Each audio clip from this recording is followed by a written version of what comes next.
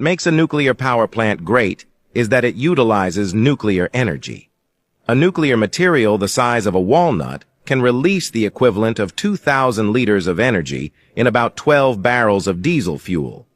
And there can be tens or even hundreds of thousands of cylindrical particles like this in a nuclear reactor in a nuclear power plant.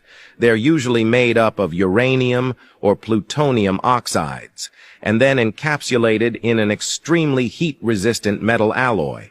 To make fuel rods, a number of fuel rods are packed into pressure tubes to form a nuclear fuel assembly, which is then placed in a metal tank.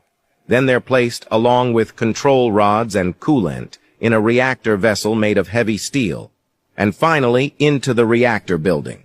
When the reactor unit is activated, a neutron strikes the nuclear fuel. It triggers a nuclear fission reaction. In this process, the neutron is absorbed and destabilizes the nucleus of the nuclear fuel, causing it to split into 2 or more nuclear fragments. Nuclear fission produces a very large amount of energy, usually in the form of heat, and these fission fragments release neutrons. The neutrons released can then hit other nuclear fuel nuclei, triggering more fission reactions. This chain reaction continues in the nuclear reactor. At this point, coolant flows through the nuclear fuel assembly to absorb the heat.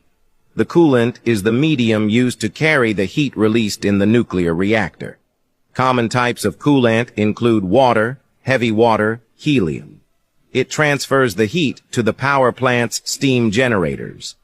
As it passes through the pipes in the steam generator, it comes into contact with water or water vapor circulating outside, heating it up and converting it to steam.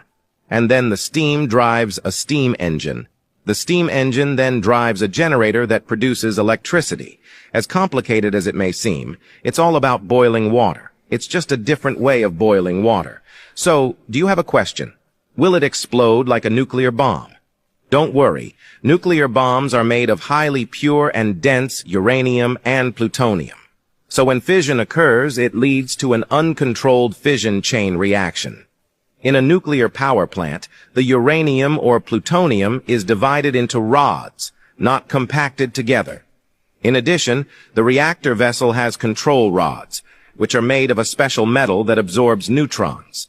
This controls the number of neutrons and maintains the stability of the nuclear reaction. Okay? Now do you get it?